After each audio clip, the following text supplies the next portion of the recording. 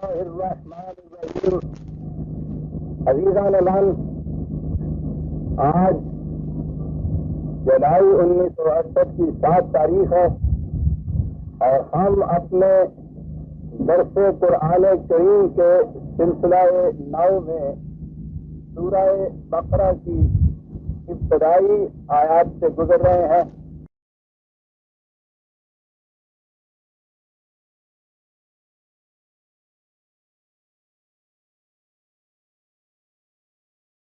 سابقہ درس میں یہ حقیقت سامنے آئی تھی کہ وہ لوگ جو کیفیت اپنی یہ پیدا کر لیں کہ سمجھنا سوچنا چھوڑ دیں اور جو بات ان کے سامنے پیش کی جائے محض ضد، تعصب، حسد، کینہ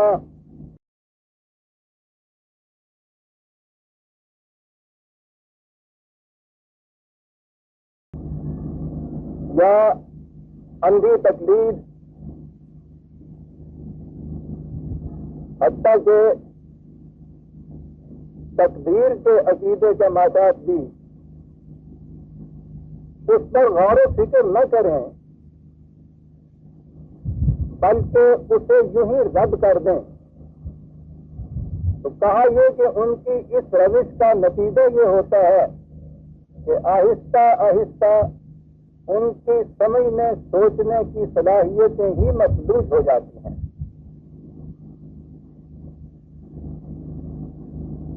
سوال یہ ہوا کہ مفلوج ہو جاتی ہیں تو وہ کہتے ہیں کہ چلو اچھا ہوا، غور و فکر کی محنت سے بچے، لیکن یہ لوگ وہ ہیں جیسا کہ میں نے تفصیلاً عرض کیا تھا کہ جن میں سمجھنے سوچنے کی صلاحیتیں ہوتی ہیں، ان کے شعور کی سطح اتنی اونچی ہوتی ہے کہ وہ ان چیزوں کو سمجھ سکیں اور پھر صداقتیں ان تک پہنچ چکی ہوتی ہیں اور اس کے بعد ان سے وہ انکار کرتے ہیں۔ انکار کے معنی یہ ہے کہ ان کے خلاف روش اختیار کرتے ہیں، تو اس کے لیے کہا گیا کہ وَلَهُمْ عَذَابٌ عَظِيمٌ۔ یہ نہیں ہے کہ سمجھنے سوچنے کی صلاحیتیں نہیں ہے تو نہ صحیح، بلکہ ان کی اس روش کا نتیجہ یہ ہوتا ہے کہ ان کے لیے عذاب عظیم کہا ہے۔ یہ عذاب کا لفظ بڑا غور طلب ہے۔ قرآن کریم میں آپ دیکھیں گے شروع سے آخر تک اس لفظ کو دہرایا گیا ہے۔ ہمارے ذہن میں تو اس کے لیے کچھ تصور ہی اپنا کام کرتا ہے، اور وہ تصور یہ ہے کہ مرنے کے بعد قیامت میں نہیں بلکہ اس سے بھی پہلے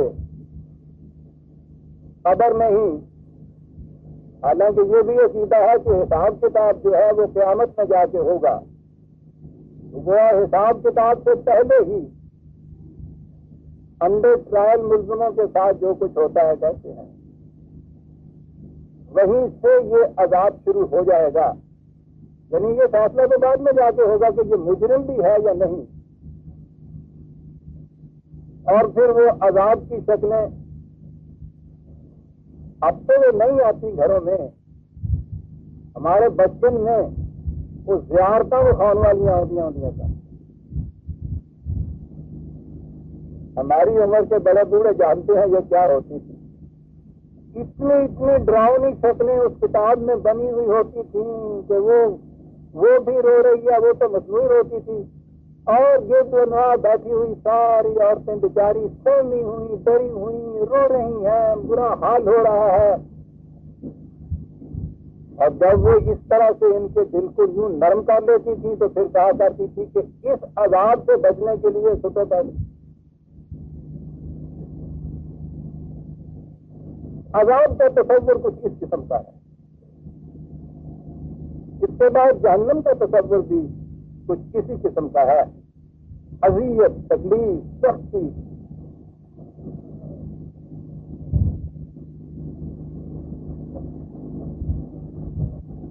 بات یوں نہیں ہے. اور میں کہوں گا جیسا کہ میں دوہرایا کرتا ہوں، خود عربی زبان کا یہ اعجاز، اور اسی پہ یہ معلوم ہو جاتا ہے کہ اس کتاب کے لیے کہ جو مصنف کی آخری کتاب ہے اور مصنف خود خدا ہے، جس زبان کا انتخاب کیا گیا ہے وہ زبان واقعی اس قابل تھی کہ قرآن جیسے حقائق کی متحمل ہو سکتی. آپ دیکھیے گا کہ اس ایک لفظ عذاب کے اندر ساری معنویت کس طرح سمٹ کے آ گئی ہے کہ یہ بات ہے کیا. قرآن کی روح سے زندگی کا تصور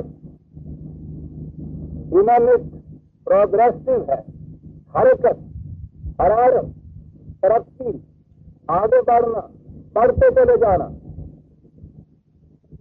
کسی مقام سے رک جانا زندگی کے مناسب ہے.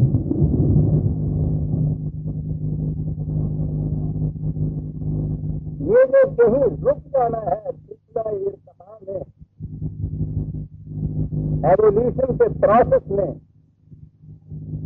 رک جانا اور رک جانے کا پھر احساس شدید ہو جانا کہ میں آگے نہیں بڑھ سکتا، اور اس کے مقابلے میں دوسرے افراد یا اقوام وہ زندگی کی دوڑ میں آگے بڑھتے چلے گئے. یہ رک جانے والا، یہ امتحان میں فیل ہو جانے والا، امتحان بھی وہ کہ جو آخری چانس ہو اس کے بعد دوبارہ چانس نہ مل سکے. آپ سوچئے کہ اگر فی الواقعہ حساس ہے وہ بچہ، یہ رک جانا کیا معنی رکھتا ہے، اور زندگی کی دوڑ میں ایک مقام پہ رک جانا، بس یہ رک جانا ہے حقیقت میں جو عذاب ہے. اسی لیے قرآن کریم نے جہنم کے لیے جہیم کا لفظ اختیار کیا ہے، اور جہیم جہاں تو مانے ہیں کسی کو کسی مقام پہ روک دینا. ہمیں تو اس کا احساس ہو ہی نہیں سکتا، اس لیے کہ ہم تو رکنے کے عادی ایسے ہو گئے ہیں کہ ہمارے نزدیک حرکت جو ہے وہ جہنم میں لے جانے والی ہے. کل بدعۃ ضلالۃ کل ضلالۃ فی النار دہرایا جاتا ہے ہر خطبے میں، ہر جمعے میں، ہر نماز میں. ہر نئی چیز گمراہی، ہر گمراہی جہنم میں. اب جہاں تصور یہ ہو کہ کوئی نئی چیز ذہن میں بھی اگر آئے تو جہنم میں چلے جائے، اس قوم کو یہ کیا معلوم ہو کہ رکنا جو ہے کیسے عذاب ہوتا ہے.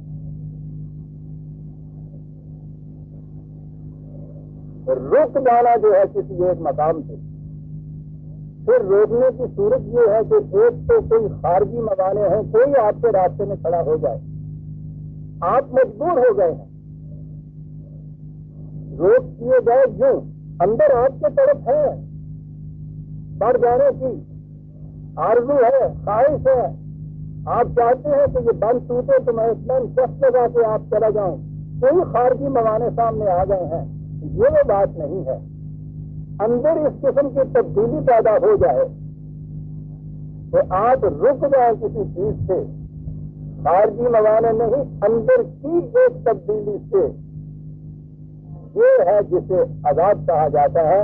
اور سنیے ان کے ہاں اس چیز کو سمجھانے کے لیے یا ان کے ہاں کیا تشریح تھی جس کے اظہار کے لیے یہ لفظ استعمال کرتے تھے. عرب کی سی سرزمین، شدت کی سخت گرمی، صحرا، پانی کی کمیابی، اس میں جانوروں کو پیاس لگتی تھی، اور ایک عرصے تک پیاس کی وجہ سے اندر کیفیت پیدا یہ ہو جاتی تھی کہ ان کے سامنے چارہ رکھا ہوا ہوتا تھا، وہ چارہ کھا سکتے نہیں تھے. یہ ہوتی شدت پیاس. اب آپ کو بھی یہاں اگر ہو تو آپ دیکھیں گے کھانے کی طرف طبیعت نہیں جاتی، رکتا ہے انسان اس سے. یہ جو کیفیت تھی شدت پیاس کے اندر ایک اس قسم کی کیفیت کہ انسان وہ جانور جو تھے وہ رک جائیں زندگی کے سامان سے تمتع حاصل کرنے کے لیے، فائدہ حاصل کرنے کے لیے، یہ جو کیفیت تھی اس کو وہ عذاب کہا کرتے تھے۔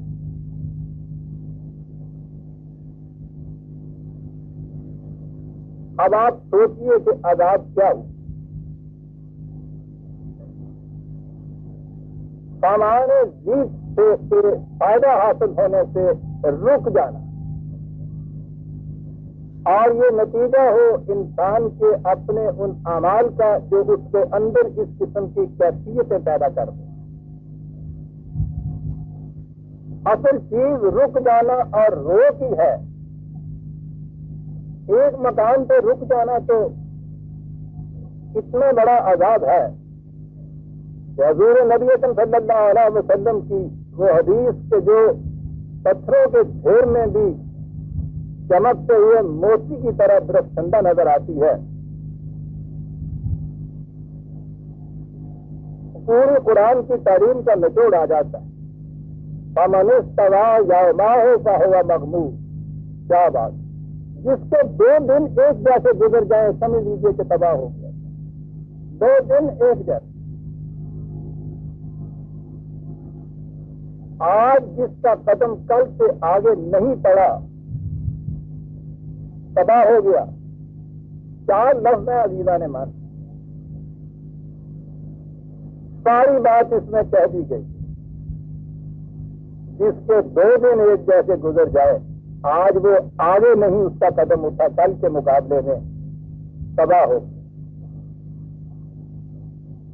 سلسلہ ارتقاء میں قوموں کی اور افراد کی تو کیفیت یہ ہونی چاہیے، ہر نیا چڑھنے والا سورج انہیں ایک قدم آگے لے کے جائے۔ لیکن جس قوم کی کیفیت یہ ہو جائے اور پھر وہ اس کیفیت کے لیے بھی قیامت بالائے قیامت کہ اس کے لیے بھی وہ کچھ وضع کریں، روایات اور منسوب کر دیں اسی ذات اقدس و اعظم صلی اللہ علیہ وسلم کی طرف سے جنہوں نے یہ فرمایا ہے اپنی امت کے لیے۔ پھر آپ کے یہاں روایات اور اس کی بنا پہ تصور یہ کہ جتنا آپ پیچھے ہٹتے چلے جائیں اتنا ہی آپ کے یہاں کے دور جو ہے ماضی کے درخشندہ ہوتے چلے جائیں، یعنی پیچھے ہٹنے سے آپ کے یہاں زندگی درخشندہ ہو، جتنا آگے بڑھتے چلے جائیں وہ تاریخ سے تاریخ پر ہوتی چلی جائے۔ وہ تو یہ کہا گیا تھا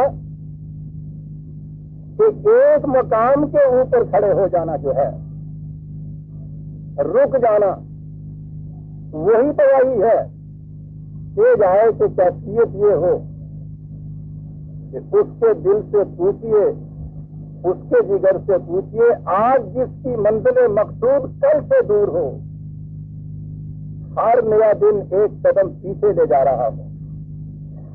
تو آپ سوچتے ہیں عزیزان من کہ اس سے بدتر، شدید تر، سنگین تر عذاب کی شکل کوئی اور بھی ہو سکتی ہے؟ لیکن ہم نے تو وہ جہنم مقام ہی دوسروں کا رکھا ہوا ہے، اپنا مقام ہی نہیں رکھا ہوا۔ وَلَهُمْ عَذَابٌ عَظِيمٌ۔ یہ کیا حالت ہو گئی ہماری اور کیوں ہو گئی اس امت کی یہ حالت؟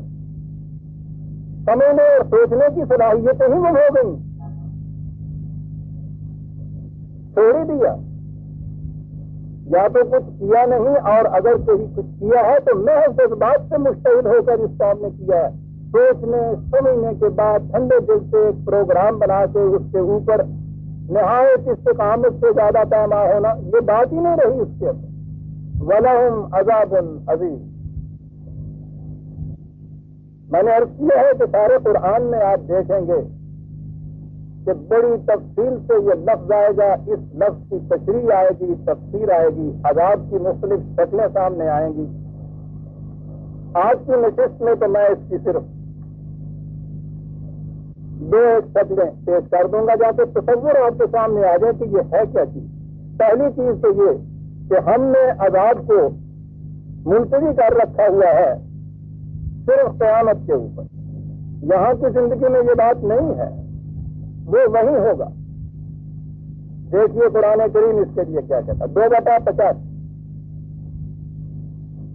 بات تو وہ یہ کہتا ہے کہ جب خاصیت کسی کی یہ ہو جائے کہ وہ اپنے ضابطۂ زندگی کے کسی ایک حصے کے اوپر تو ایمان لائیں اور دوسرے سے انکار کریں، تو بظاہر ایسا نظر آتا ہے کہ چلیے جس حصے پہ ایمان لائے ہیں اتنے حصے کا تو فائدہ ہو جانا چاہیے نا، وہ جو حصہ انہوں نے غلط اختیار کیا ہے اس سے نقصان ہونا چاہیے، لیکن یہ چیز یوں سمجھ میں نہیں آتی۔ نظام زندگی تو ایک ناقابل تقسیم وحدت ہے، اس کا پروگرام بھی ایک انڈیویزبل ہول ہوتا ہے۔ فارمولہ جسے آپ کہتے ہیں اس کے جو مختلف اجزاء ہیں ان میں یہ نہیں ہو سکتا کہ آپ نے اس میں سے 5 میں سے 3 لے لیے 2 چھوڑ دیے تو آپ نے کہا 60% پاس مارک تو آ ہی جیسا ہے۔ فارمولے کے کچھ اجزاء میں سے تو کسی ایک چھوٹے سے جز کے بدلے کوئی دوسرا جز اس کے اندر رکھ لیجیے، ساری محنت اکارے چلی جاتی ہے۔ کسی ڈاکٹر کے نسخے میں کبھی ملا کے دیکھیے نا کہ کوئی 5-4 دوائیاں جو انہوں نے لکھ کے دی ہیں، 2 ایک ان کی لے لیجیے، 1 آدھ حکیم صاحب سے لے لیجیے، کوئی ہومیوپیتھک کے ساتھ گولی لے لیجیے اور پھر اسے کھا کے دیکھ لیجیے، وہ کہیے کہ صاحب اس میں سے کم از کم 60% تو ان کا میں نے لیا ہے، فائدہ ہو ہی جائے گا نا۔ آپ دیکھیں گے اس کے نتیجہ کیا ہوگا۔ یہ کہہ رہا ہے قرآن کہ یہ تو زندگی کے لیے ایک ایسا فارمولہ ہے، کمپیکٹ ہے، اس کو اسی طرح سے استعمال کرو گے تو فائدہ ہوگا، لیکن اگر یہ کیفیت ہے کہ اس سے آگے حصہ جو ہے یعنی جو اپنے لیے منفعت بخش نظر آئے اس کے اوپر کاربند ہو گئے اور جس سے اپنے مفاد پہ زد پڑتی ہے اس کے لیے کہہ دیا کہ صاحب سارے قرآن پہ کیوں عمل کیتا نہیں ہے، جتنا ہو سکے کر لینا چاہیے رہے گا۔ قرآن کہتا یہ ہے، بات میں یہ کہہ رہا تھا کہ فما جزاء من یفعل ذلک منکم، جو یہ روش اختیار کرتا ہے تم میں سے اس کا نتیجہ اس کے سوا کچھ اور نہیں ہو سکتا الا خزی فی الحیات الدنیا، اس دنیا کی زندگی کے اندر ذلت اور خاری، و یوم القیامت یردون الی اشد العذاب، اور اس کے بعد کی زندگی کے اندر اس سے بھی زیادہ شدید تباہی۔ اس دنیا کے اندر کی ذلت اور خاری دیکھ لیجئے، یہ خدا کا عذاب ہے۔ یہاں آپ دیکھتے جائیے 2/50 2/85، پھر ذلت و خاری ہی نہیں، یہ بھی کوئی چھوٹی چیز نہیں ہے۔ اس کے بعد محسوس شکلوں میں 16/112 16/112 وضرب اللہ مثلا قریۃ کانت آمنۃ مطمئنۃ یأتیہا رزقہا رغدا من کل مکان جابا۔ مثال کے ذریعے سے کہتا ہے خدا کہ میں ایک بات واضح کرنا چاہتا ہوں، ایک تھی بستی،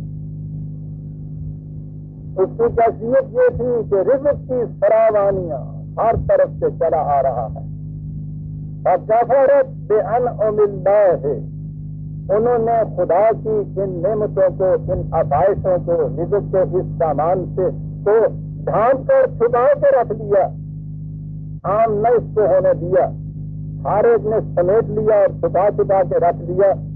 اس کا نتیجہ یہ ہوا اس قوم کے اوپر فأذاقها اللہ لباس الجوع والخوف بما كانوا يصنعون، کیفیت یہ ہو گئی کہ اندر قوم کے بھوک کا عذاب آ گیا، باہر سے ہر وقت خطرہ اور دھڑکا لگا رہنے لگا۔ بما كانوا يصنعون، وہ جو کچھ اپنے لیے مصنوعی طور پہ کھڑا کرتے تھے، حقیقی نظام نہیں تھا، نظام حقیقی کا نام تھا، یہ عجیب چیز یصنعون یہاں قرآن نے کہی ہے کہ وہ نام تو وہ حقیقی نظام کا رکھتے تھے لیکن وہ ہوتے تھے مصنوعی بنا ہوا، صبح سے شام تک اسلام کا نام۔ اس کی وجہ سے ہوا اس قوم سے یہ کہ بھوک اور خوف کا عذاب اس سے مسبت ہو گیا۔ اور فرمایا آپ نے کہ عذاب کی دوسری شکل کیا ہے؟ ایک اور شکل میں نے عرض کیا تھا کہ 2-4 مثالیں میں پیش کروں گا، اور وہ کہ جس آئینے میں ہمیں اپنی صورت نظر آ جائے کہ بات ہماری کہی جا رہی ہے، 6/65 6/65 عذاب کی مختلف شکلیں قرآن نے بتائی. قل هو القادر على ان يبعث عليكم عذابا من فوقكم.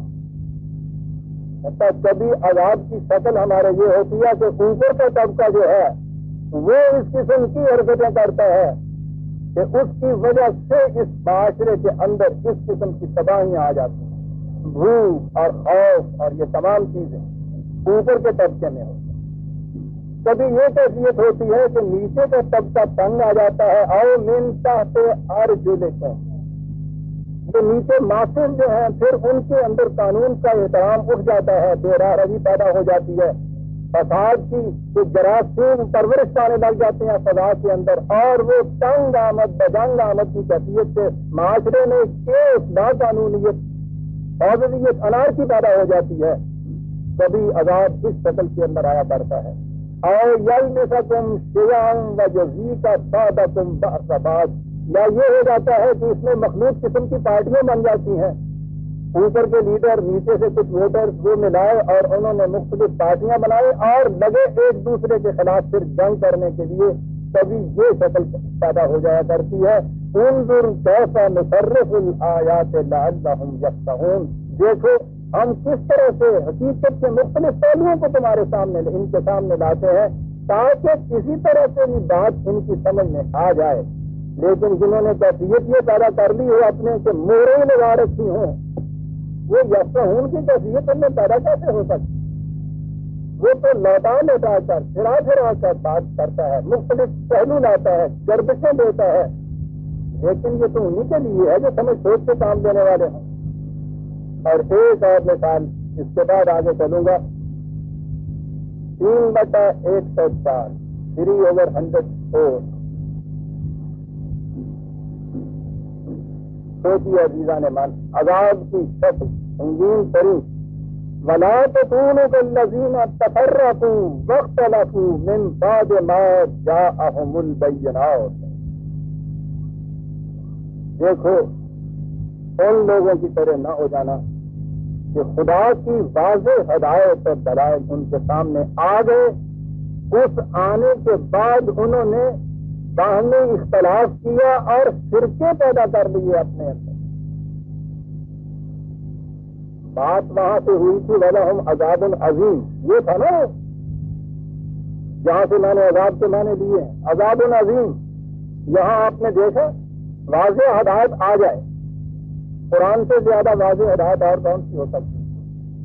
اس کے بعد اختلافات پیدا کیے جائیں اور فرقے بنا لیے جائیں دین کے اندر. کیا ہوگا نتیجہ؟ اولئک لہم عذاب عظیم.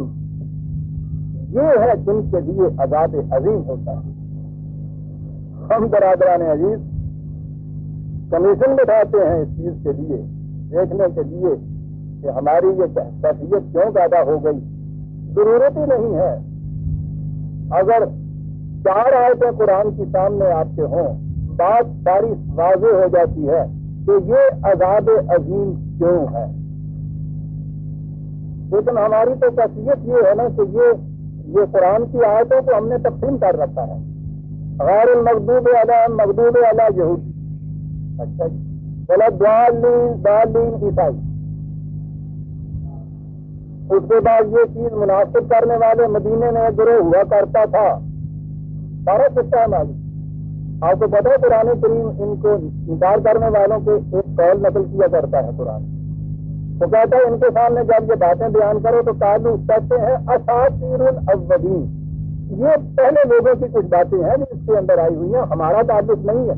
ہم نے سارے قرآن کو اساطیر الاولین قرار دے دیا ہوا. کوئی آج پڑھیے کہ بتا دیں گے یہ خلاف ہے اس کے متعلق آئی ہے. کوئی کچھ تھوڑے متعلق بھی یہ تو کیا گا کہ یہ جنت کا پاسپورٹ جو ہے سارے لے آ جائے. یہ باقی سارا قرآن جو ہے تقسیم ہو چکا ہوا ہے. ایک آئے اس کے متعلق یہ اس کے متعلق. اور وہ کیا یہ رہا ہے کہ جو دین میں فرقے پیدا کرتے ہیں, فرقے کو قرآن کریم نے عزیزان من فرق کہا, الگ سے فری. اور یہ ہے کہ وَلَهُمْ عَذَابٌ عَظِيمٌ. وہی عذاب عظیم جہاں سے ہم نے بات کی تھی ان کے لیے عذاب عظیم ہے. مجھے آگے بڑھنا چاہیے.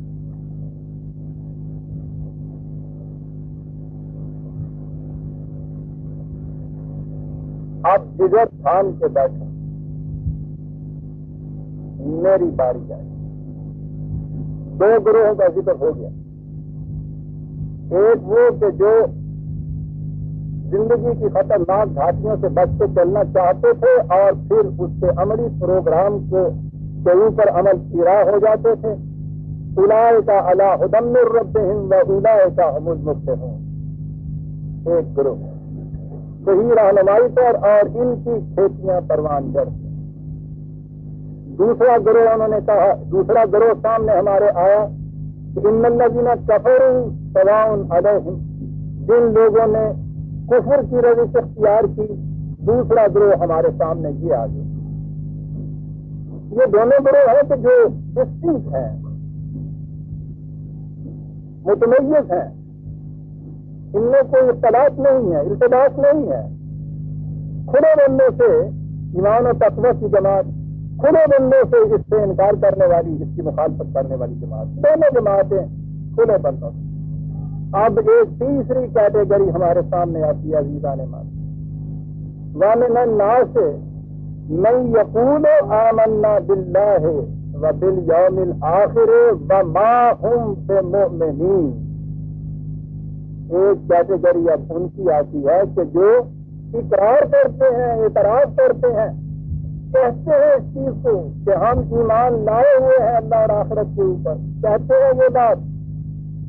قرآن کہتا ہے وَمَا هُمْ بِمُؤْمِنِينَ، مومن نہیں ہیں.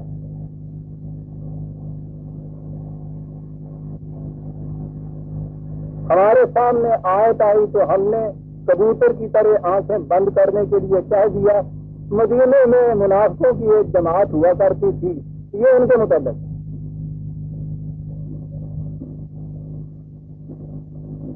میں نے عزیزان من عرض کیا تھا جب یہ الذین یؤمنون بالغیب آیا تھا، میں نے کہا تھا کہ یہ دیکھیے یہ لفظ گرامر کی روح سے ورب ہے، فعل ہے. جو لوگ یہ کرتے ہیں، ایمان کوئی ایسی چیز ہے کچھ کرنا ہوتا ہے اس میں، اس کے بعد کہا جاتا ہے یہ. اسی لیے اسی کے بعد جب وہ لفظ آیا تھا ان الذین کفروا تو میں نے کہا تھا یہ کہ یہاں پھر ورب ہے. یہ کچھ اس کے خلاف کرنا ہوتا ہے جس کو آپ پھر کافر کہیں گے. ایسا کرنے والا مومن، ویسا کرنے والا، کرنے کی بات ہے. آپ دیکھیے قرآن کا اعجاز. یہی چیز جو میں کہہ رہا تھا کہ ورب یا فعل کی بنا پہ اس نے پہلے دونوں فعل کے چیزیں استعمال کی ہیں جس کے معنی کرنا ہے کچھ مومن ہونے کے لیے. یہاں کہتے ہیں وَمِنَ النَّاسِ مَن يَقُولُ آمَنَّا، کرنا کچھ نہیں، کہتے ہیں کہ ہم. قرآن ہے عزیزان من.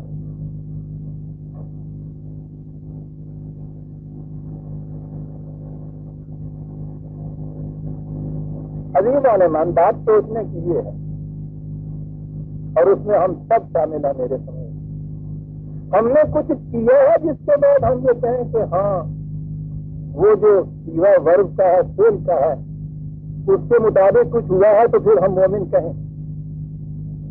ہمارے یہاں ایک تو پوری کیٹیگری تو وہ ہے میں یقولوں میں بھی نہیں آتے، یعنی انہوں نے کبھی زبان سے کلمہ پڑھ کے بھی اسلام قبول نہیں کیا. جو نیا نیا بھی داخل ہونا شروع ہوتا ہے آپ کے ہاں، اس سے بھی آپ زبان سے کچھ کلمے پڑھوا لیتے ہیں. ہم بھی اپنے متعلق زیادہ سے زیادہ اگر کچھ کہیں تو یہی کہیں گے کہ یہ چیزیں جو ہیں ہم بھی ان کو دوہرا لیتے ہیں. قرآن کہتا ہے نہیں یہ پوزو، جو یہ چیز زبان سے کہتی ہیں اس میں شبہ نہیں. اس نے کہا کہ یہ چیز تو کرنے کی تھی،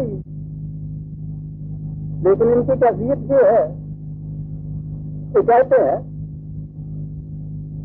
وَمَا هُمْ بِمُؤْمِنِينَ، مومن نہیں ہے. یعنی کیوں نہیں ہے تفسیر میں تو آگے جا کے آئیں گے. بنیادی طور کے اوپر لاجیکلی یہاں کنٹراڈکشن ہے کہ ایک بات کرنے کی ہے، کرتا ایک شخص نہیں ہے، صرف کہتا ہے وہ کیا ہو جائے گا جو کرنے کے بعد ہے. خیر بڑی اچھی چیز ہے، صحت سے بڑا خوشگوار اثر پڑتا ہے اس کا، زندگی بڑھ جاتی ہے اس سے. یہ سارا کچھ ایک انسان بستر میں لیتے ہوئے، سگریٹ منہ میں لیے ہوئے، اخبار سامنے رکھتے ہوئے دوہرائے چلا جا رہا ہے. واللہ باللہ العظیم، خدا کی قسم بالکل سچ کہتا ہوں، بڑی عجیب چیز ہوتا ہے. ٹھیک ہے، یہ کچھ کہنے والا، ہر روز دہرانے والا وہ ہو جائے گا جو سیر کرنے والا ہوتا ہے. سیدھی سی بات ہے، وہ کچھ کرنے کا نام ہے، یہ صرف کہنے کا نام ہے. میں یہ خود امن اجاز ہے قرآن کا مان. سوال یوں ہی نہیں کہ کوئی منافقین کا گروہ ہے جس کی طرف توجہ ہماری جائے. بات بڑی صاف سی ہے. کچھ کرنے کے بعد وہ کیفیت پیدا نہیں کی تھی جو ایمان کہتے ہیں. زبان سے کہتا ہے یقول آمنا باللہ وما ہم بمؤمنین. یہ جو چیز ہے پھر میں گرامر لکھتا ہوں، فعل کے ساتھ ایک فائد ہوتا ہے. یہ جو چیز ہے علم حاصل کرنا، یہ ایک مرد ہے، اس نے علم حاصل کیا. جب وہ علم حاصل کرتا ہے تو اسے عالم کہتے ہیں، علم حاصل کرنے والا. یہ جو چیز ہے مومن جو اسی قسم کا ہے، ایمان کی کیفیت پیدا کر لینے والا. کچھ کرنے کے بعد یہ چیز آنی تھی. وہ کہتا یہ ہے کہ یہ اس نے یہ کچھ کیا نہیں کہ جس کے بعد یہ گرامر کے لحاظ سے ہی اس کے اوپر اسے فارغ سیکھا جو تھا آج اس کے اوپر ہو جاتا ہے. یہ تو زبان سے صرف کہہ رہا ہے، تو مومن کس طرح سے کہلائے گا؟ علم حاصل میں کرتا عالم کیسے کہلائے گا؟ تو وکری اللہ کی ساڑھے کام کو بھی ساڑھے تو ہوں یہ ہو عالم ہے جن کا نہ ہونا ہو. علم حاصل نہ کرنے والے کے اوپر لفظ عالم جو ہے جس کا اطلاق نہیں ہوتا زبان کے اعتبار سے، بیٹھے ہوا جو ہے اس کے اوپر چلنے والے کے لفظ کا اطلاق نہیں ہو سکتا. جو لکھ نہیں رہا اس کے اوپر لکھنے والا جو ہے یہ لفظ نہیں اطلاق ہوتا. قرآن یہ کہہ رہا ہے کہ یہ کچھ کرنے کی بات تھی، کرنے کے بعد یہ کرنے والا جو ہے کہلا سکتا تھا. ایمان کیا ہے نہیں، میں زبان سے کہہ رہا ہوں. وہ کہتا ہے کہ گرامر کے لحاظ سے زبان کے اعتبار سے بھی تو اس کو یہ نہیں کہہ سکتے وما ہم بمؤمنین، مومن نہیں ہے، کچھ اور کہلائیے. چند مثالیں میں عرض کروں گا ورنہ یہ تو سارا قرآن سامنے آ جائے گا. ان دو کیٹیگری کے اندر تمیز کرتا ہوا مومن ہے مومن نہیں ہے.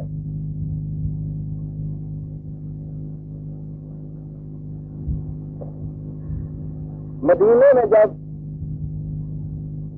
اس جماعت مومنین کی اپنی مملکت قائم ہو گئی، حکومت قائم ہو گئی، طاقت و حسبت دولت و ثروت یہ سب چیزیں ملی، تو ارد گرد کے قبائل جو تھے یہ بدو وہ ان چیزوں سے متاثر ہو کر خواہ یہ کہیے کہ ان کی قوت کی وجہ سے یعنی جسے ڈر کہتے ہیں، یا تو یہ کہ یہ جو اٹریکشن تھی ایک قوم حاکم کے ساتھ مل جانے میں اس کی وجہ سے کچھ بھی بات تھی، انہوں نے اشہد ان لا الہ الا اللہ وحدہ لا شریک لہ وہ کلمہ پڑھ کے مسلمان ہو. اور اس کے بعد باہر انہوں نے کہا کہ اب مومن ہے. غور سے سوچتے چلے جائیے برادران عزیز، اس لیے کہ بات 1400 سال پہلے کی نہیں ہو رہی، بات آج کی ہو رہی ہے، ہماری ہو رہی ہے. انہوں نے یہ چیز کہنا شروع کی ہے، ہم صبح سے شام تک کہتے ہیں. رجسٹروں میں جو کالم ہوتا ہے اس کے اندر ہم لکھتے ہیں یہ کالت 49/14 49/14 قالت الاعراب آمنا. یہ بدو کہتے ہیں جو تمہاری جماعت کا جز بن چکے ہیں، یہ کہتے ہیں آمنا، وہ ورب کا سیدھا کہتے ہیں کہ ہم نے یہ کیا ہے، ایمان جسے کہتے ہیں.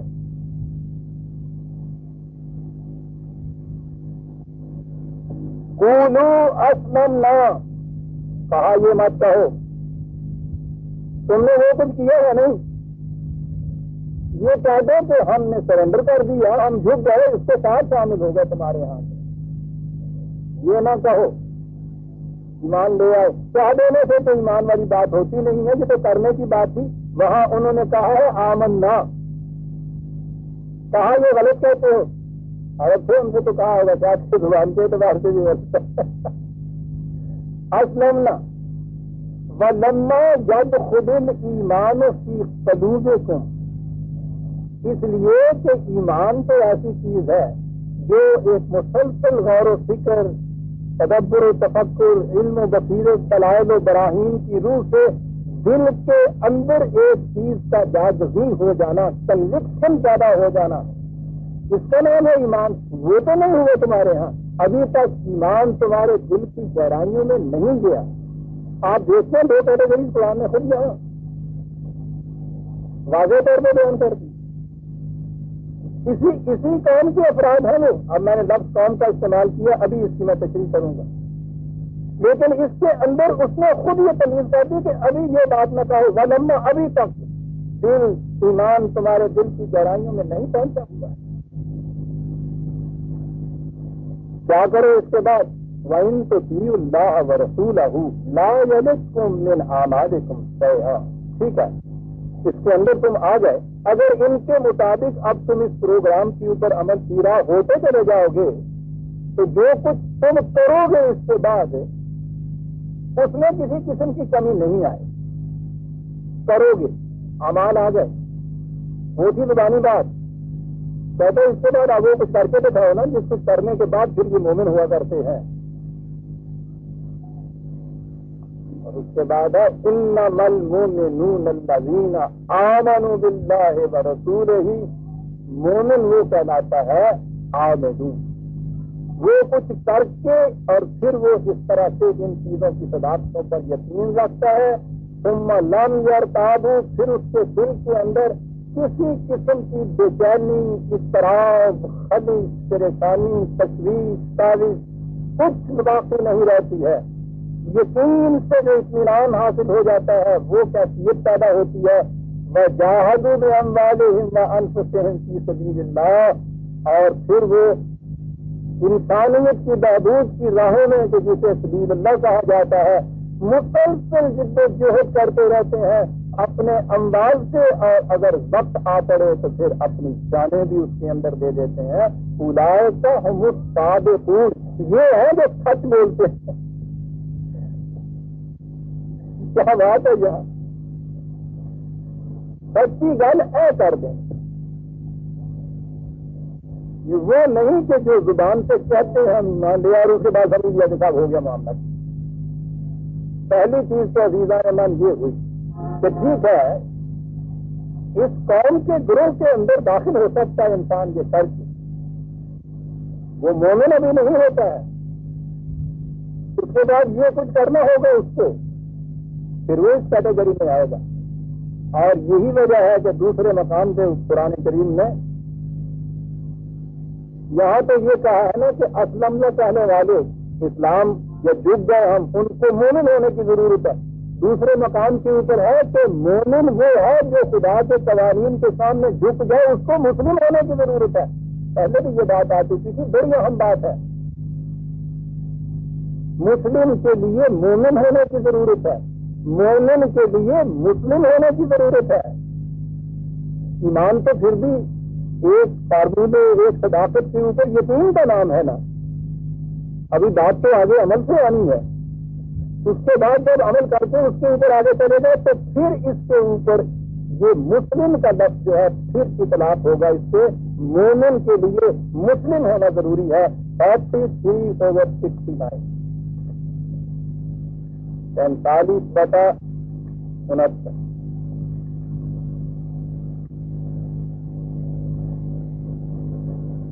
الذین آمنوا بآیاتنا وکانوا مسلمین، کنوکشن ہوتی ہے ان کو ہمارے قوانین کے اوپر، یقین رکھتے ہیں، اور اس کے بعد پھر وہ ان کے سامنے اپنے آپ کو جھکا دیتے ہیں۔ دونوں چیزیں اکٹھی ہو گئی تھا۔ میں نے یہ کہا ہے کہ اس قوم کے اندر داخل ہونا یہ ایک چیز ہے، اور اس کو میں واضح کر دوں کہ یہ ٹھیک ہے، قومی اعتبار سے ایک جماعت ہے جسے آپ مسلمان کہتے ہیں، جیسے کسی مملکت کا سٹیزن ہونے کے لیے کچھ شرائط ہوتی ہیں، ان کو پورا کر لیا جائے تو وہ ہو جاتا ہے، اسی طرح سے اس جماعت کے اندر، اس قوم کے اندر داخل ہونے کے لیے اگر ان چیزوں کا احساس کر لیا جائے تو وہ قوم مسلم کا فرد ہو جاتا ہے، یہ ٹھیک ہے۔ سوال یہ ہے کہ جو اس طرح سے مسلم قوم بن جاتی ہے، کیا اس قوم سے بھی یہ تقاضا کیا جاتا ہے کہ تم ایمان لاؤ؟ نظر بظاہر تو یہ آتا ہے نا کہ صاحب اس کی ضرورت نہیں ہے، لیکن دیکھیے قرآن کہاں جاتا ہے۔ آج کی سیاست کے اعتبار سے محض قومیت کی روح سے مسلمان ہو جانا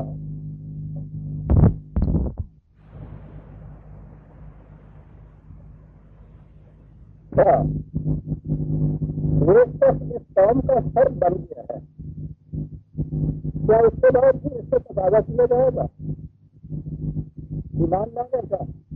دنیا قرآن کیا کہتا ہے؟ یا یہ الذین آمنوا، تخاطب ہے اس قوم کی، مومن یہ قوم جو ہے 61 over 10 61/10 واپس یا الذین آمنوا هل ادلکم علی تجارۃ تنجیکم من عذاب الیم، دیکھیے عذاب آیا، کیا تمہیں میں سراغ دوں ایک اس قسم کے کاروبار کا، ایک اس قسم کی تجارت کا جو تمہیں عذاب علیم سے بچا لے۔ بات جو میں کہہ رہا ہوں اس سے مرکوز کیجیے توجہ، یا ایھا الذین آمنوا مخاطب کیا جا رہا ہے یہ کہہ کے یا ایھا الذین آمنوا، اس کے بعد ہے کہ آؤ تمہیں سراغ دوں، کیا کرو؟ تؤمنون باللہ ورسولہ، ایمان لاؤ اللہ اور اس کے رسول کے اوپر۔ تو خطاب کیا جا رہا ہے یا ایھا الذین آمنوا، اس کے بعد ان سے یہ کہا جا رہا ہے کہ صاحب ایمان لاؤ۔ اور فرمایا آپ نے کہ پہلا یا ایھا الذین آمنوا جو ہے وہ ہے قومیت کے اعتبار سے جو ایک مسلمان ہو جاتا ہے، اس قوم کے اندر شامل ہو جاتا ہے، ٹھیک ہے، جو ان صداقتوں پہ یقین رکھنے کے بعد اس کا درست بنتا ہے، ہم انکار نہیں ان سے کر سکتے، نہ ہی یہ جو ہم اس وقت بھی ہمارے یہاں کی یہ قوم کروڑوں کی ہے، ہم یہ نہیں کہہ سکتے کہ یہ مسلم قوم نہیں ہے، یہ کفار ہیں، ان سے مخاطب کیا جا رہا ہے، تو ان سے کہا جا رہا ہے کہ یہ کچھ تمہیں بھی کرنے کی ضرورت ہے، تؤمنون باللہ ورسولہ، یہ کیا بات ہوگی، کیا کیا جائے گا؟ وَتُجَاهِدُونَ فِي سَبِيلِ اللَّهِ بِأَمْوَالِكُمْ وَأَنفُسِكُمْ، یہی بات جو ابھی پہلے کہی گئی تھی، تم نے ان صداقتوں پہ علی وجہ البصیرۃ یقین کرنے کے بعد اللہ کے راستے میں تم نے اپنے مال اور جانوں سے مسلسل جدوجہد کر دی۔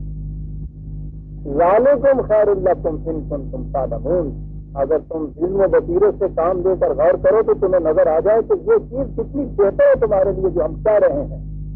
یا ایھا الذین آمنوا یہ خطاب ہے، کہا جا رہا ہے تؤمنون باللہ،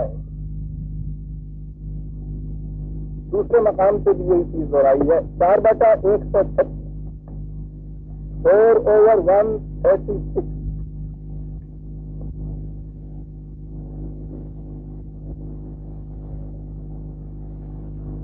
یا ایھا الذین آمنوا، وہاں تو بات ہی ڈائریکٹ ہو گئی، یا ایھا الذین آمنوا آمنوا باللہ ورسولہ،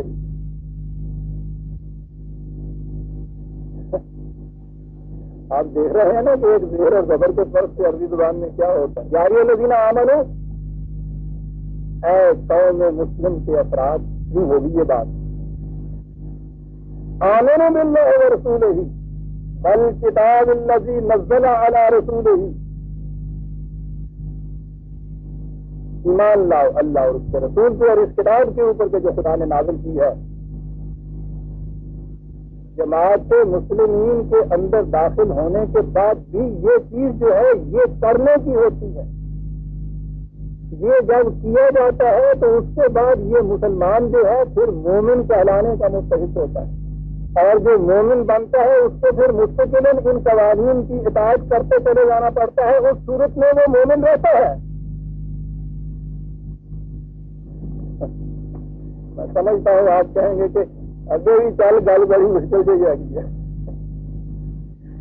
ہاں عزیزان من، بات مشکل ہے۔ اس مقام میں ہم کھڑے ہیں صدیوں سے، کیا کہہ رہا ہے قرآن، اور اسی لیے تو انہوں نے اپنا نصاب جو ہے کہ ہمارے ہاں کے علماء کرام جو سند لے کے 7 سال کے بعد جو سند لے کے آتے ہیں، 18 علوم ان میں پڑھائے جاتے ہیں ان کو 7 سال میں۔ آپ کو پتہ ہے کہ ان کے نصاب میں قرآن شریف نہیں ہوتا، مغالطہ نہ رہ جائے میں پھر بتا دوں کہ ان کے نصاب میں قرآن نہیں ہوتا، 18 علوم پڑھتے ہیں۔ آخری سال میں تبرکن سورہ بقرہ کی ایک تفسیر بغازی ہے، وہ تبرکن جیسے 786 لکھتے ہیں نا تفسیر کو، بس اس لیے کہ قرآن تو یہ تھا نا جی 6/159 پورا بتا دوں کہ ان کے نصاب میں قرآن نہیں ہوتا، 18 علوم پڑھتے ہیں۔ آخری سال میں تبرکن سورہ بقرہ کی ایک تفسیر بغازی ہے، وہ تبرکن جیسے 786 لکھتے ہیں نا تفسیر کو، بس اس لیے کہ قرآن تو یہ تھا نا جی 6/159 ایمان بھی لے آئے، یعنی علم و بصیرت دلائل و برہان کی روح سے ان صداقتوں پر یقین بھی کر لیا، یہ کیفیت بھی پیدا کر دی۔ کہا کہ یاد رکھو جب اعمال کے محسوس نتائج سامنے آنے کا وقت آئے گا تو اس وقت لا ينفع نفسا ایمانها لم تكن آمنت من قبل، جس نے اس سے پیشتر اس طرح سے جو ایمان نہیں لایا ہوگا، یعنی وہ جو سامنے آ جائیں جب وہ نتائج، تو اس وقت یہ کہنا کہ میں ایمان لایا ہوں تو قرآن کی روح سے تو پھٹکار پڑتی ہے اس کی۔ وہ ایمان لانا بجائے خیش نہیں کچھ کرتا، وہ اس صداقت پہ یقین کرنے کے بعد اس کے مطابق کام کرنا ہوتا ہے، اور جب کام کرنے کے لیے وقت ہی آپ کے پاس باقی نہ رہے، موت سامنے آپ کے کھڑی ہو جائے، تو اس وقت یہ کہنا جو ہے یہ فائدہ کیا دیتا ہے؟ عام لوگ تو ایک طرف رہے عزیزان من، آپ کو معلوم ہے فرعون جیسا ایک بادشاہ مقابلے میں کھڑا ہے صاحب ضرب سلیم کے، اس قدر وہاں حد و ضرب ہو رہی ہے، اور بہرحال بہت بڑا مقام تھا، اس ایک کے ایمان سے پوری کی پوری قوم جو تھی وہ مسلمان ہو سکتی تھی، آج کے الفاظ میں ہم یہ کہیے۔ جب وہ ڈوبنے لگا ہے تو موت سامنے نظر آئی، قرآن میں ہے عزیزان من، افسانہ نہیں ہے، قرآن میں ہے، تو اس نے یہ کہا کہ میں ایمان لاتا ہوں موسیٰ اور ہارون کے رب کے اوپر۔ ہم آپ ہوتے تو ہمارے تکبیر بلند کر دیتے، کیا پوری شادی تو کیفیت ہے یہ کہ پیسے نہیں کرتے جنگ کے زمانے سے جو فتح کرنا اس نے شروع کیا تو مسلمان ہوا۔ نیپولین کے متعلق جب وہ مملکت کا فتح کرتا چلا گیا تو اس کے بعد کسان وہ تو ہے مسلمان۔ ہٹلر کے متعلق یہ تھا کہ جی وہ ہے مسلمان ہو گئے، یا دیکھیے ہر جنگ دنوں کے دن شروع کرتا ہے، یعنی کیفیت یہ ہوتی ہے کہ ہر بڑا آدمی وہ ہو بھی نہ، ہم یہی کہہ دیتے ایک شخص فرعون جیسا شہنشاہ وہ اعلان کر رہا ہے کہ میں ایمان لایا، اور ادھر سے جواب آتا ہے کہ لعنت ہے تجھ سے، در کفر ہم پختہ نہیں سنار را مچوانا چاہیے، اور ایمان کو تو کفر میں بھی پختہ نہ نکلا، موت کو دیکھ کے اس طرح سے ڈر کے وہ چکا رہا ہے، لعنت ہے تجھ سے۔ کیا بات ہے قرآن، بات یہ ہے عزیزان من، یہ محض ان کی صداقتوں کا اعتراف میں کہتا ہوں دل سے بھی اگر کر دیا جائے اور اس وقت کیا جائے کہ جب اب عمل کے لیے موقع باقی نہیں ہے، کچھ فائدہ نہیں۔ جس کے آخری سانس آ رہے ہیں وہ طبیب کی حذاقت پر، دوائی کی مفیدیت کے اوپر ایمان لے رہا ہے کہ واقعی اس میں شفا ہے، اور سانس و آخری اس کا یہ ایمان لے رہا ہے، اس کا کچھ فائدہ دے گا؟ تو اس وقت کی بات تھی جب ابھی اس علاج کے لیے وقت باقی تھا، جی لا ينفع نفسا ایمانها لم تكن آمنت من قبل، جو جس سے پہلے نہیں ایمان لایا تھا کچھ فائدہ نہیں دے گا، بات اگلی ہے. اور کسبت فی ایمانها خیرا، یا ایمان تو پہلے لے آیا تھا اور اپنے ایمان میں اس نے کوئی نیکیوں کی بات کی نہیں کی، کچھ فائدہ نہیں دے گا. لا تنفع لا ينفع نفسا ایمانها، قرآن ہے برادران عزیز، لا ينفع فائدہ ہی نہیں دے سکتا. کسبت فی ایمانها خیرا، جس نے اپنے ایمان کے ساتھ خیر کوئی نہیں. آپ دیکھ رہے ہیں کہ کہاں لے جا رہا ہے قرآن، کہ بتا ان کو قرآن کیا کسی میں وہ بات نہیں ہوتا، کہ بتا تراسی ایک تو وہ پیچھے، اور یہ تو بڑی کب کپا دینے والی بات ہے. وہ کہتا ہے کہ یاد رکھو دو ہی فریق ہیں، ایک فریق ہے کہ جس کے دلوں کے اوپر خوف مسلط رہے گا، وہ ایمان والے نہیں ہیں. ایک وہ یہ ہے کہ جو پورا امن جن کو نصیب ہو جاتا ہے. یہ کون ہے؟ الذین آمنوا، یہ وہ لوگ ہیں کہ جو ایمان لے آئے. اور یہ ٹھیک ہے جب قرآن کہتا ہے الذین آمنوا، اس کے معنی ہے کہ ایمان لانے کی شرائط کم از کم انہوں نے پوری کر دی. قرآن کے تجویز کردہ معیار کے مطابق وہ ایمان لے آئے. الذین آمنوا، پھر وَلَمْ يَلْبِسُوا إِيمَانَهُمْ بِظُلْمٍ، اور اس کے بعد اپنے ایمان کو ظلم ناانصافی اور دھاندلی سے ملوث نہیں کیا. یہ ہے جن کا ایمان پیدا کرتا ہے. اللہ أُولَٰئِكَ لَهُمُ الْأَمْنُ وَهُمْ مُهْتَدُونَ. ایمان کا صرف دعویٰ کرنے کے بعد نہیں، یہ چاہیے کہ واقعی تم ایمان کی شرائط پوری کر کے ان کو تم نے تسلیم کر دیا، لیکن یہ کرنے کے بعد اگر اس ایمان کو ظلم کے ساتھ ملوث تم نے کر دیا کچھ فائدہ نہیں دے سکتا. 6/83. ہاں آگے چلنا ہی چاہیے، نہ تجھے کہو گے کہ یہ نہ تو تھکا نہیں رہے گا بولتا ہے. ہاں عزیزان مان، قرآن کا آئینہ دھوکہ نہیں دیتا، وہ صحیح خط و خال سامنے لے آتا ہے. ہم اسے برداشت کریں یا نہ کریں اس کو اس کی کوئی پرواہ نہیں ہے. یہ قرآن کی آیتیں ہیں، یہ ان کے ریفرنسز جو ہیں آپ نے دیکھ لیے ہیں، خود جا کے ان پہ غور کرتے رہیے گا اور پھر سوچ لیجیے گا کہ ہم کس مقام سے کریں.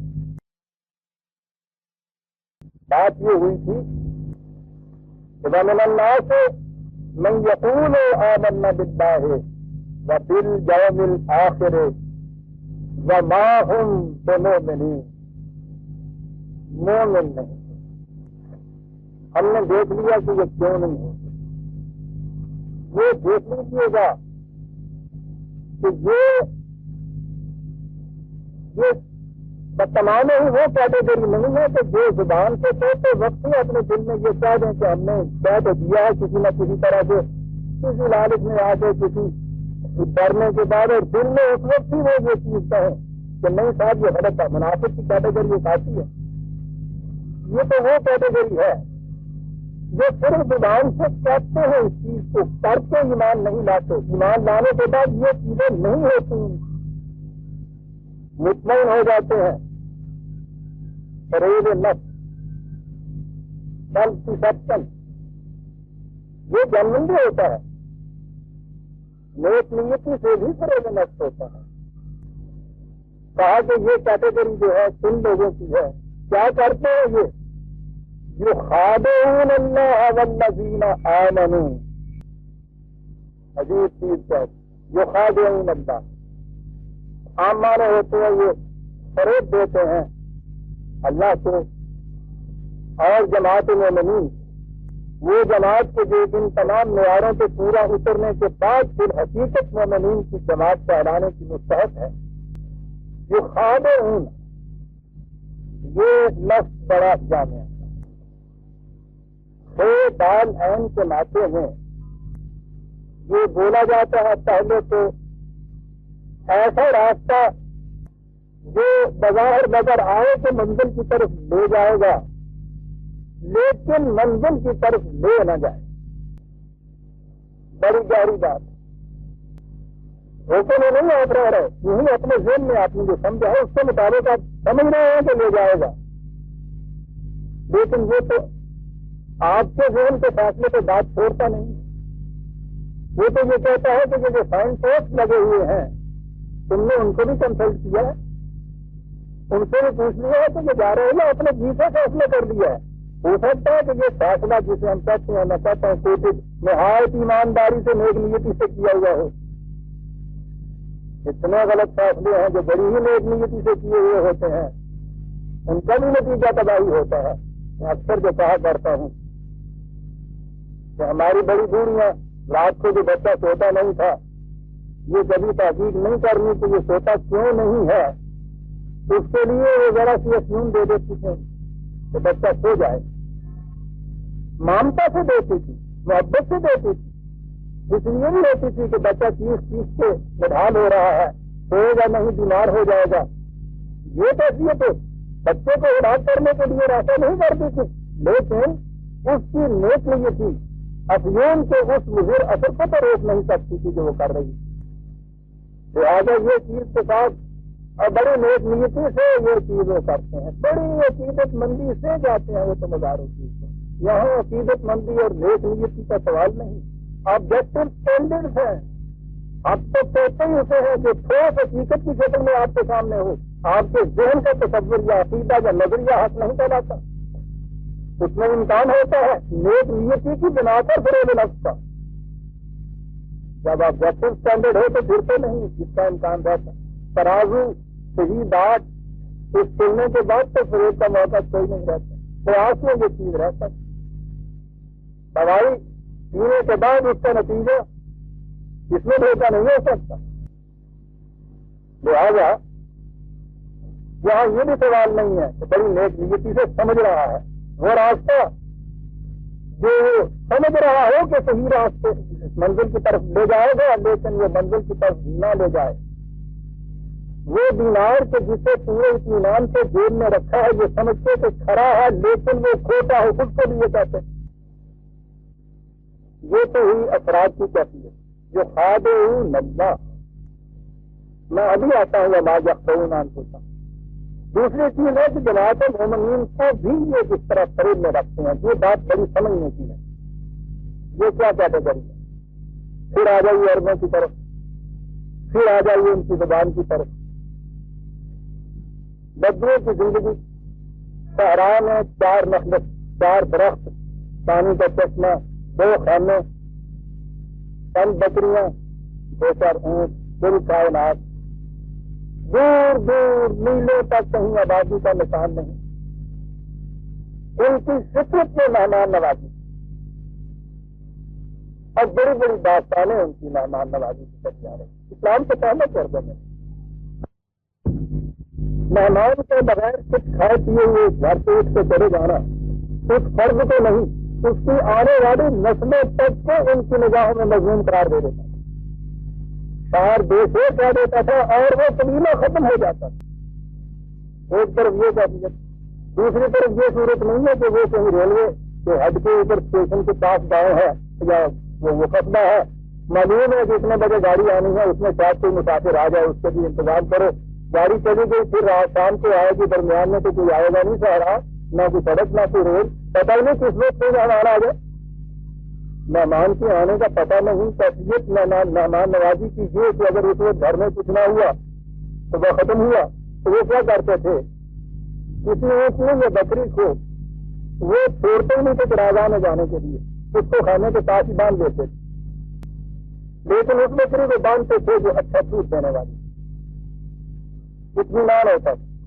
کسی وقت بھی مہمان آیا اسی وقت انہوں نے جا کے اس کو دھویا، دودھ کا پیالہ لیا، مہمان کو دے دیا، سواد وہ اتنی تھا، بڑے اطمینان کی بات.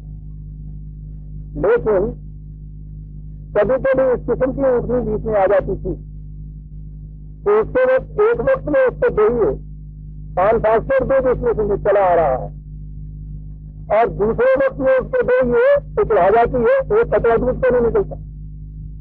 آپ سوچیے کہ اونٹنی بندی ہوئی ہے اس قسم کی آ جائے مہمان اور اس کے بعد آپ اس یقین کے ساتھ کہ جائے اور میں نے دودھ دیا، وہاں سے جا کے آپ اس کے گھروں کو ہاتھ لگائے دودھ کے لیے چاہے تو اس میں سے ایک قطرہ نہ نکلے، اس میزبان کی کیفیت کیا ہوگی؟ یہ جو اس قسم کی اونٹنی ہوتی تھی کہ کبھی تو اس کی کیفیت یہ ہے کہ 500-400 دے دیتی ہے، کبھی کیفیت یہ ہے کہ ضرورت اتنی شدید پڑ رہی ہے اور ایک قطرہ نہیں نیچے اتارتی چڑھا گئی ہے۔ یہ جو اونٹتے تھے اس کو خدوم کہتے تھے۔ وہ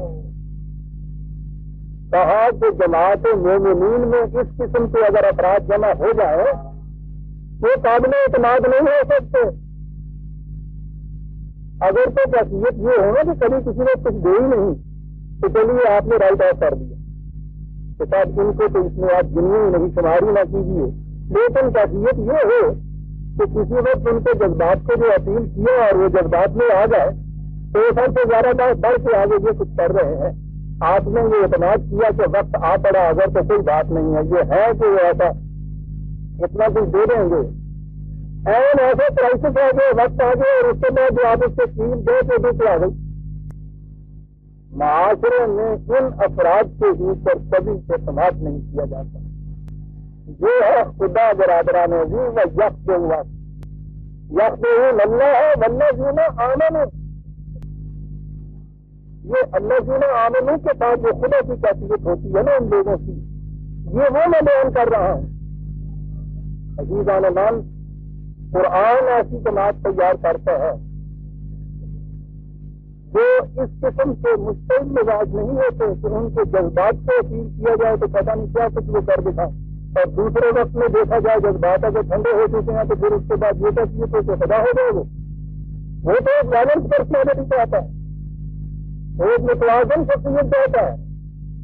الذین قالوا ربنا اللہ ثم استقاموا، ایک دفعہ کہہ دیا کہ ہاں ربوبیت کا نظام خدائی کا ہے تو پھر اس کے بعد جم کے کھڑے ہو گئے۔ تنزل علیہم الملائکہ، یہ ہے جن کے اوپر ملائکہ اترے کرتے ہیں۔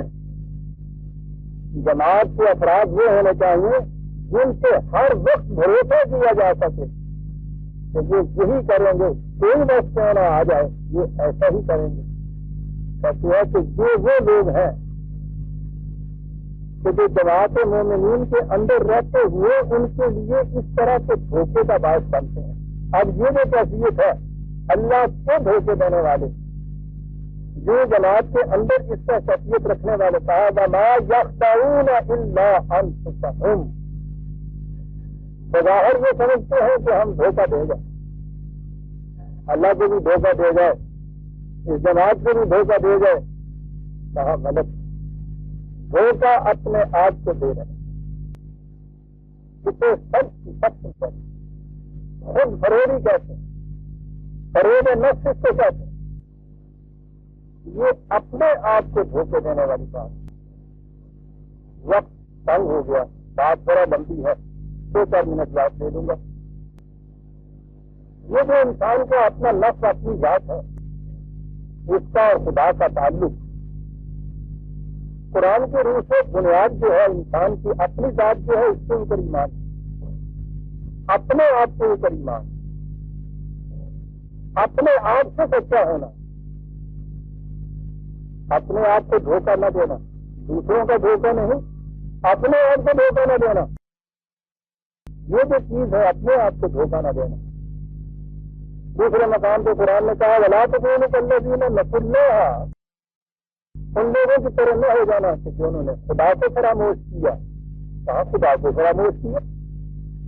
یہ کیا بات ہوئی؟ کہا فانساہم انفسہم، یعنی یہ وہ لوگ ہیں کہ جنہوں نے اپنے آپ کو بھلا دیا، خود فراموش، اپنے متعلق یہ کہتے خود اپنے آپ کو نہیں پتا، اس کو بلایا، یہ ہے خدا فراموشی۔ من خدا کو یاد رکھنا، اس کو ایمان لے آنا، یہ سارا کچھ کر لینا، اس سے تو خدا کا کچھ نہیں بنتا ہے، اگر نہیں ہے نا لالمی، اس کو اس سے کیا بنتا ہے؟ یہ سارا پروگرام جتنا بھی ہے وہ تو انسان کی اپنی ذات کی، اپنی پرسنالٹی، اپنے ہی نفس کی ڈیولپمنٹ کے لیے سارا کچھ ہے۔ اس لیے خدا کو بھلا دینے کے عملی معنی یہ ہے، قرآن کہتا ہے کہ تم نے اپنے آپ کو بھلا دیا حقیقت۔ اور یہاں کہا ہے کہ جسے خدا کو دھوکہ دینا کہا گیا ہے، یہ در حقیقت اپنے آپ کو دھوکہ دینے والی بات ہے۔ اپنے آپ کی چیز قرآن میں ایک جگہ صحیح ہے، 4/111۔ یہ تو عزیزان اللہ، جب میں نفس سے، ذات سے، پرسنالٹی پہ آؤں گا آگے چل کر، اس وقت قرآن کریم کی متعلقہ آیات کے سامنے لاؤں گا کہ وہ ہیومن پرسنالٹی کے متعلق، انسانی ذات کے متعلق کیا کچھ کہتا ہے۔ لیکن یہاں ایک بڑی عجیب چیز ہے، جرم کرتا ہے، کسی کی چیز چھین لیتا ہے، کسی کو مارتا پیٹتا ہے، کسی کو قتل کر دیتا ہے، خوش ہوتا ہے کہ میں نے اس سے کچھ نقصان پہنچایا، اس کے خلاف کچھ میں نے کیا۔ عزیزان من، یہ ایک آیت اگر سامنے رکھ لی جائے، انسان قرآن کے روح سے جو نظام عدل اور جزا اور سزا کا جو فلسفہ ہے، یہ یہاں کے معاشرے کی جزا اور سزائی کے متعلق ہے۔ ایک آیت بات صاف کر جاتی ہے، اور اگر اس کی تعلیم سے ہی دلوں کے اندر جا گزین ہو جائے، معاشرے میں جرم باقی نہیں رہ سکتا۔ تو کہتا ہے یہ سمجھتا یہ ہے کہ میں نے دوسرے کے خلاف یہ کچھ کیا، یہ جرم وَمَن يَكْسِبْ إِثْمًا، جس نے یہ ایسا کچھ کیا ہے، فَإِنَّمَا يَكْسِبُهُ عَلَىٰ نَفْسِهِ، کسی دوسرے کو کیا اس نے نقصان پہنچایا ہے، اپنے آپ کو تباہ کر دیا ہے۔ یہ جرم اس نے اپنے خلاف کیا ہے، یہ لفظ ہے عَلَىٰ نَفْسِهِ، اپنے خلاف۔ 4/111، 4/111، عظیم آیت۔ مَن يَكْسِبْ إِثْمًا فَإِنَّمَا يَكْسِبُهُ عَلَىٰ نَفْسِهِ، اور پھر اسم کا لفظ جہاں لانا، یہ الگ سے میم سے ہے، جس کے معنی ہے ایسے کام جس سے زندگی کی توانائیوں میں اس میں حلال کمزوری یا پردگی پیدا ہو جائے۔ جو سمجھتا ہے کہ میں نے کسی دوسرے کو دھوکہ دیا، اس کے خلاف جرم کیا، وہ اپنی ذات کے خلاف جرم کرتا ہے۔ عزیزان من، اگر یہ چیز کہیں ایمان کے درجے پہ پہنچ جائے کہ دوسرے کے متعلق جو میں جرم کروں گا، فریب دوں گا، نقصان پہنچاؤں گا، وہ در حقیقت میں اپنی ذات کے خلاف یہ کچھ کروں گا۔ اپنے خلاف کون جرم کرتا ہے دنیا میں؟ جرم کا وجود نہیں رہتا۔ مجسٹریٹ کی آسانی حضرت ابو بکر صدیق نے کریٹ کی تھی مدینے میں، سال بھر تک کے لیے وہ آسانی رہی، سال کے بعد وہ آسانی جو کیس کی ادارت کر دینی پڑی، مقدمے کو نہیں آیا جرم کا، آئے گا کیوں؟ ان کا تو ایمان تھا کہ دوسرے کے خلاف جو کچھ میں کر رہا ہوں میری اپنی ذات کے خلاف وہ ہو رہا ہے، اور جو اپنی ذات کے خلاف ہو رہا ہے اس کے لیے آپ کو یاد ہوگا میں ایک نقشے کا قول کبھی میں نے پیش کیا تھا، اسے پھر دوہرا دوں، بڑی گہری چیز ہے۔ وہ سب کہتا ہے کہ تم نے میرے خلاف جو جرم کیا تھا میں تو اسے تمہیں معاف کر دوں گا، لیکن اس سے تم نے جو اپنے خلاف جرم کیا ہے اسے کون اور معاف کر دے گا؟ اس کی معافی کا تو سوال ہی پیدا نہیں۔ اپنی ذات کے خلاف دوسرے مقام پہ 10/44 دو ایک آیتیں بھی پیش کر سکوں گا۔ 10/44، إِنَّ اللَّهَ لَا يَظْلِمُ النَّاسَ شَيْئًا، خدا کسی کے اوپر کوئی ذرا سی بھی زیادتی نہیں کرتا، ظلم نہیں کرتا۔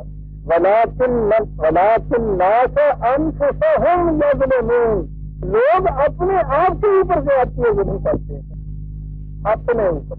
10/44، اور یہی ہے جن کے متعلق کہا کہ در حقیقت ہندوستان پہ یہ سمجھتے ہیں کہ دوسروں کا ہم نے کیا، دوسروں کا نقصان نہیں کیا انہوں نے۔ 39/50، 39/15 عظیم آئے تھا۔ پھر یہ بھی اس ضمن میں کہا یہ ان سے کہو کہ خوش ہو جاتے ہیں کہ میں نے یہ کر کے اسے نقصان پہنچایا۔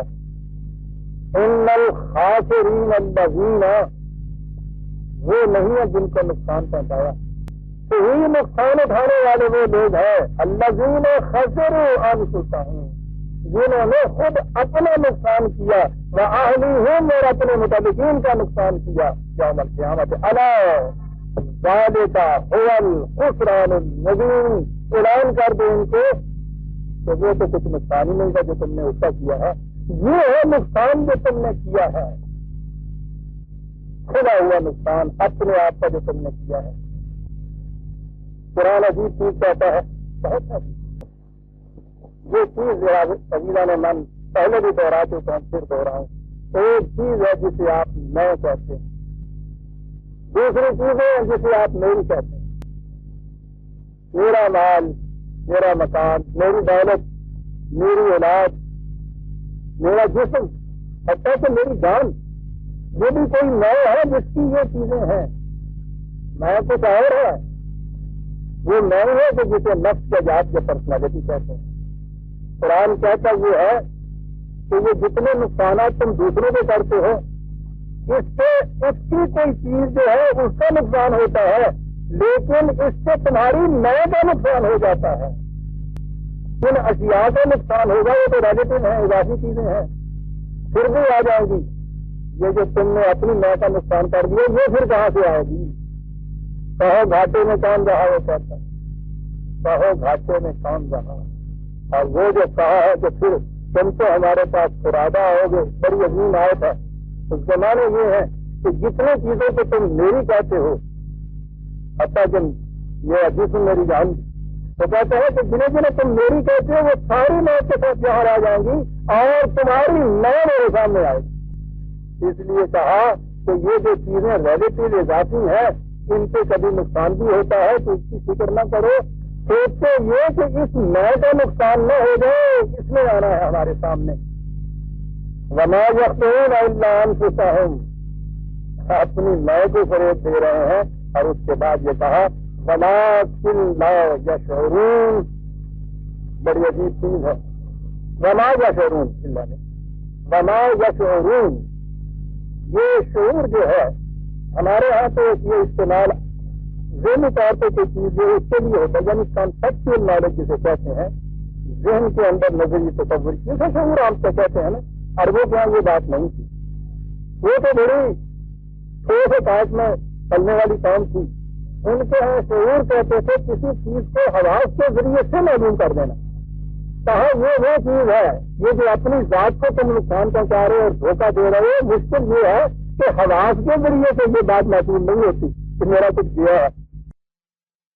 تمہارا جو کوئی جاتا ہے اس کو تو تم شعور کے ذریعے سے معلوم کر لیتے ہو، چوری ہو گئی، روپیہ چلا گیا، یہ چیز چلی گئی، وہ چیز چلی گئی، کہتا ہے وہ شعور کے دائرے میں آ جاتی ہے۔ یہ جو تمہاری اپنی میں کے متعلق یہ کچھ ہوا ہے، یہ شعور کے ذریعے سے نہیں سمجھ میں آنے والی بات، اس لیے ان کو تمہارے پاس ایک ویلیو کرائیٹیرین ہونا چاہیے، اقتدار کا ایک پیمانہ ہونا چاہیے۔ اس کے بعد تو دیکھیے کہ اس میں سے کتنا کم ہو گیا، اس کو ذہنی طور پہ سمجھنے کی کوشش نہ کریں۔ صحیح عزیزان من، وقت ہو گیا، پورا بقرہ کی 8ویں آیت ہمارے سامنے آ گئی، اور انہی کے متعلق آگے بات اب ذرا تفصیل سے چل رہی ہے کہ یہ ہوتا کیوں ہے ایسا، یہ فریب نفس یا دوسروں کو فریب دینے کی جو چیزیں کرتے ہیں، یہ ہوتا کیوں ہے۔ کہا ہے کہ یہ ایک مرض ہے، جسے ہم آئندہ لیں گے برادران عزیز۔ ربنا تقبل منا انک انت السمیع العلیم۔